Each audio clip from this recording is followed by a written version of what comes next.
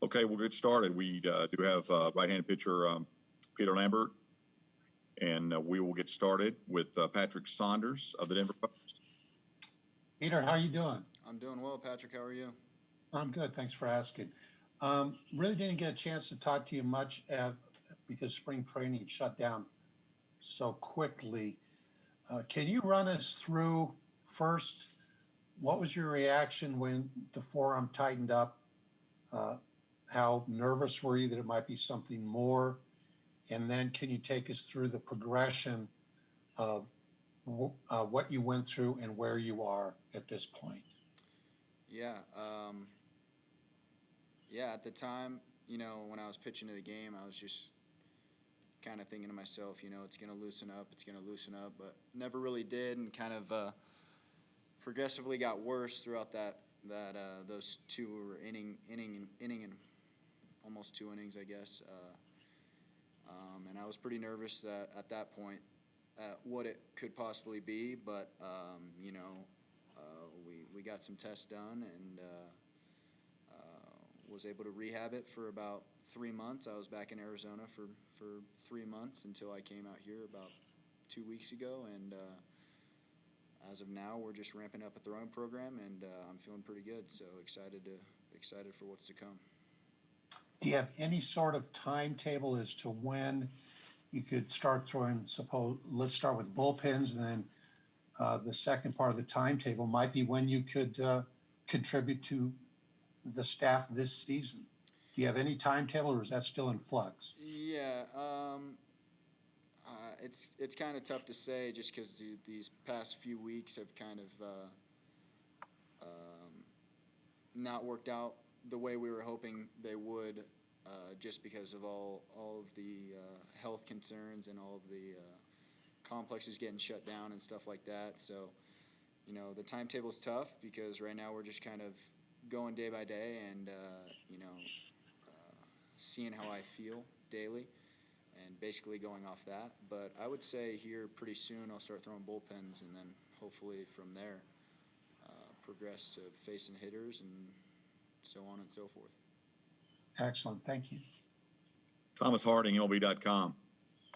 Yeah, Peter, given the shortness of the season where, and not having the minor leagues, would this be something where if you're cleared to throw bullpens, you could work your way up to maybe being a reliever as opposed to a starter and kind of work your way into the team that way? Or have they laid out a plan saying, hey, you're only a starter or you're a starter and we're going to build you that way? Yeah, we haven't really discussed that, but I mean, I'd be open to anything. I just want to pitch. And right now, though, does it feel good? Does it feel like there's something in there? Does it feel, just good? No, I'm feeling good. And I missed a couple things at the beginning. What are you able to do right now? Right now, we're ramping up a throwing program and hopefully progressing here pretty soon to bullpens. And from what you said earlier, would it be that if there weren't the shutdowns of the various complexes, you would possibly be ready to throw bullpens and jump in there with other starters? Do you feel like just the delays and the uncertainty that is the reason that you're not quite where you'd probably like to be right now?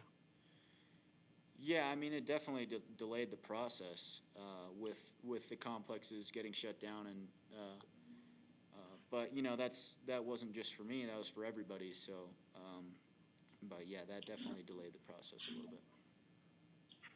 Thanks, Peter. Yep. Kevin Henry, Roxpile. Hey, Peter, thanks for the time. Yeah, no problem.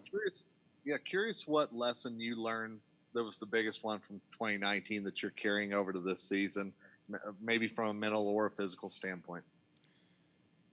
Yeah, I think the biggest thing for me was just experience. Obviously, nobody wants to struggle early on in their career, but for me, maybe that was a good thing. It definitely taught me a lot about the game. I mean, So I think the biggest thing I learned was just learning myself, and you know, when things start to hit the fan, maybe, or things aren't exactly going my way, you know, to really trust myself and trust the things that I do well, and do that instead of, you know, trying to search. And can you talk a little bit about some of the lessons that maybe you learned from some of the other starters last year? I mean, you know, Kyle struggled. There were various degrees of success and difficulties last year. What did you learn from them? Yeah, I mean, quite a bit. Like, I mean, there's this staff has, you know, there was, like you said, like Kyle had a little bit of some struggles last year, and I mean, especially pitching at the highest level at Coors Field, you know, not everything's going to be perfect. So just knowing that, and being able to move on from your struggles, and just move forward. Thanks, Peter. Appreciate it. Yep. Patrick Saunders. Peter, follow up a little bit. It's been a trying, strange time for everybody, and I know it has been for some of your teammates through the quarantine, et cetera. But particularly some of the pitchers, at least they had bullpens they could throw, mounds they could throw off. They could kind of go, not all out, but certainly prepare. You had limitations. So what did you do to keep yourself busy and involved and motivated when you were unable to kind of cut loose like some of your teammates were able to? Yeah, are you asking about like what I did for rehab, or? Well, no, just, I mean, in general, like we know Nolan would do what he does, and other guys would go out on their own makeshift mounds and they would throw, but you had some limitations. So I guess what I'm asking you is, how'd you keep yourself occupied and interested and motivated during this long stretch? Yeah, I mean, for me, I mean, I wasn't able to you know, throw off the mound or anything like that, but I was in Arizona that whole time, and my roommate was also rehabbing, so we were kind of on a similar schedule, especially when we started throwing. So we were able to do all of those things together, which helped out a ton. And who's your roommate? Ben Bowden. Oh, Ben. Okay, good. Thank you. Peter, that's all we have. Thank you. Awesome job.